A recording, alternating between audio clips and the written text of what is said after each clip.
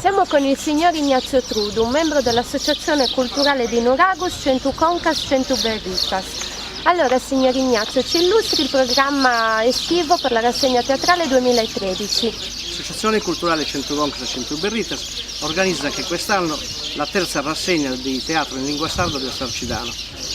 La manifestazione avrà inizio il 28 giugno e terminerà il 4 agosto.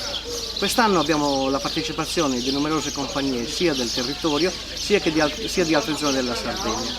Avremo la compagnia di Villa Massargia, di Terdas de Vogu, di Quarto, di Monserrato, di Ussaramanna, di Barumini e di Muravera, nonché delle due compagnie di Nuragus, Centu Concas e Centu Berritas e Centu Concas e Centu Berritedas, una nuova compagnia composta da ragazzi giovani di Nuragus che stanno iniziando adesso il loro approccio con il teatro in lingua sarda. Vi invitiamo tutti a partecipare e vi ringraziamo della presenza. A Nuragus, allora alle 10 di sera nel piazzale della scuola elementare. Grazie.